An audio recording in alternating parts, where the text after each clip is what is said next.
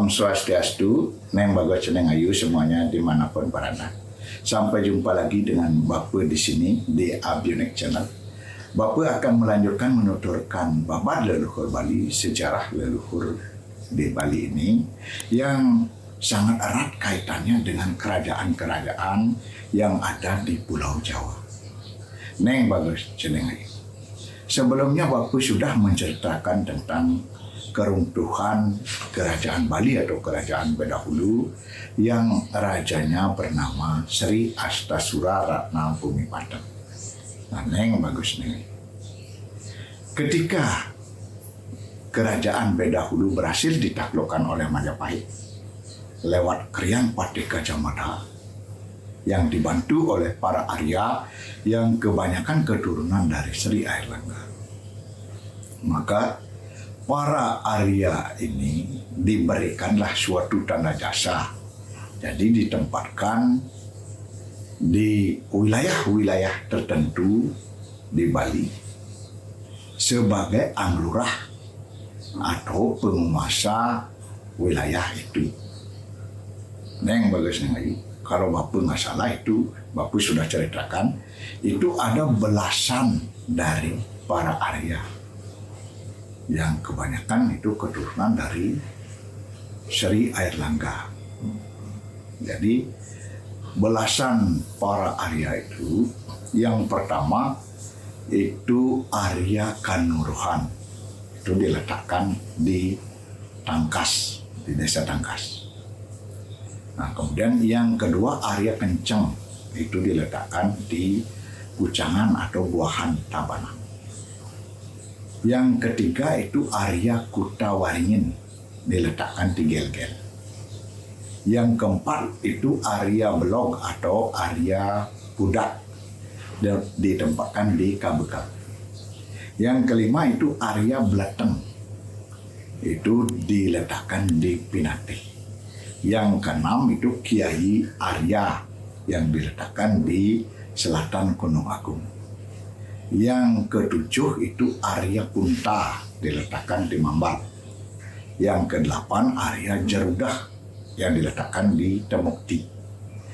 Kemudian yang kesembilan Arya atau Kiai Malela Cengkrongrang, itu diletakkan di Jembrana. Yang kesepuluh Arya Sentong, itu diletakkan di Pacung.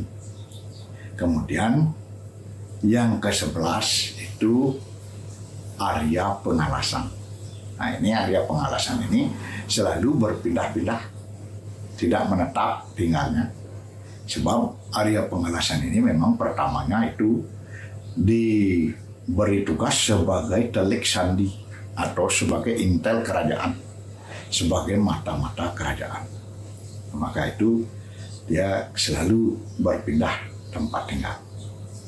Kemudian Arya Pengalasan ini diberikan suatu jabatan sebagai senopati yang berkedudukan di desa Bedahulu.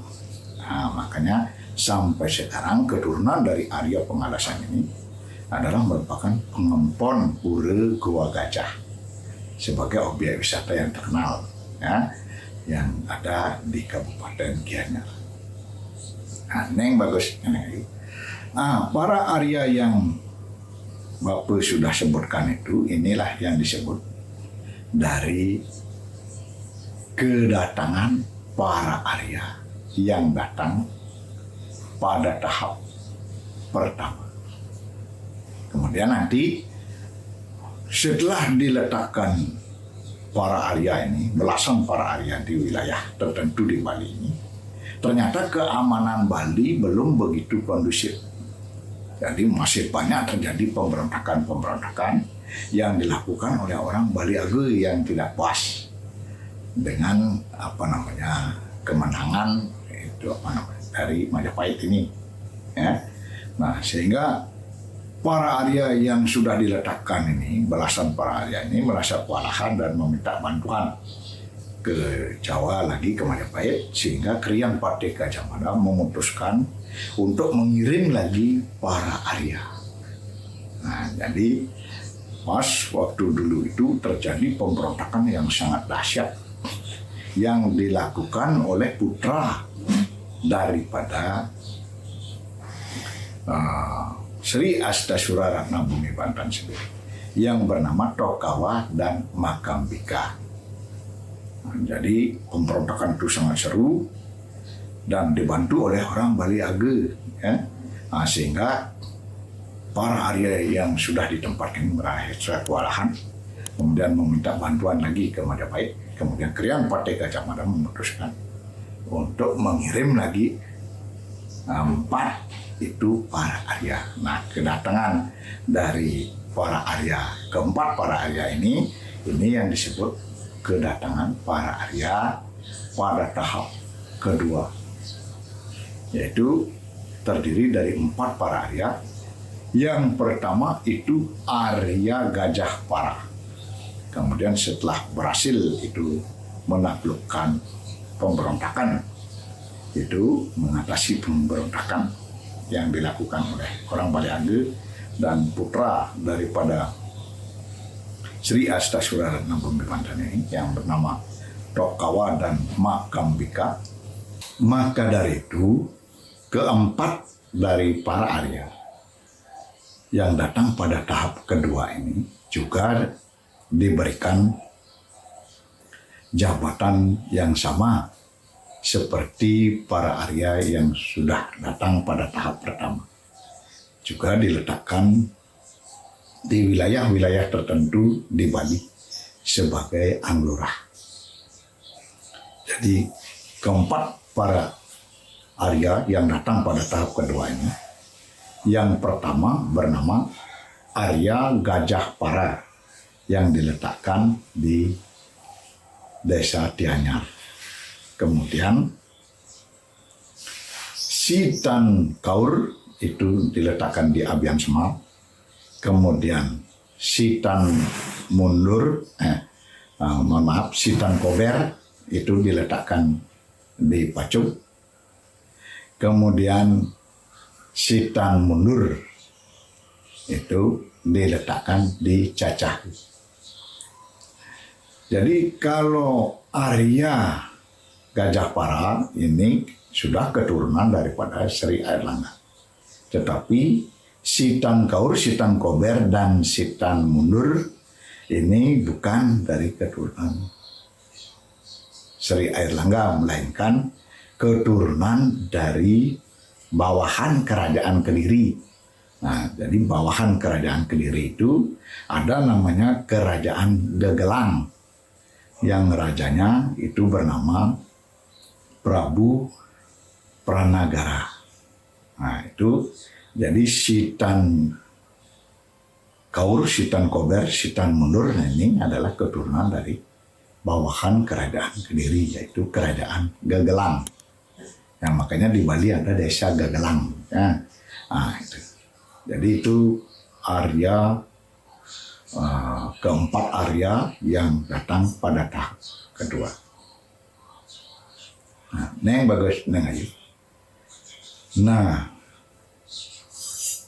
akhirnya setelah didatangkan para Arya tahap kedua ini, barulah Bali itu berangsur-angsur kondusif.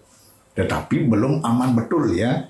Masih ada gerasa gerusu, kekacauan-kekacauan kecil ya di beberapa daerah di Bali.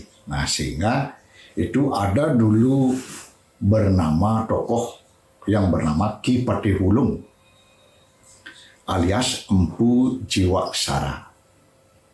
Nah, ini Ki Patihulung alias Empu Jiwaksara ini adalah keturunan daripada Saptarsi yang keempat yang bernama Empu Witadharma.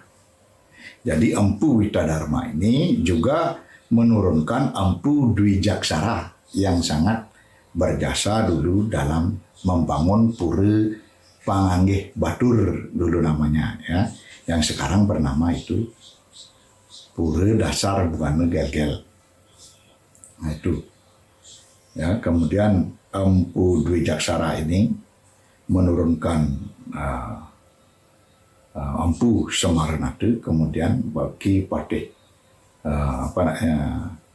menurunkan Ki Patihulung ya, menurunkan Ki Patihulung atau Empu Jiwaksara, kemudian Empu Jiwaksara alias Ki Patihulung ini menurunkan Empu Semaranata, kemudian baru menurunkan Bende Semas dan Pasak Gelgel. Nah, itu ya. Bagus. Jadi berkat Ki Patihulung pada saat itu, nah pas Ki Patihulung ini alias Empu Jiwaksara ini pada masa kerajaan yang rajanya Sri Astasura Ratnabumi Panten ini menjabat sebagai mantri ya.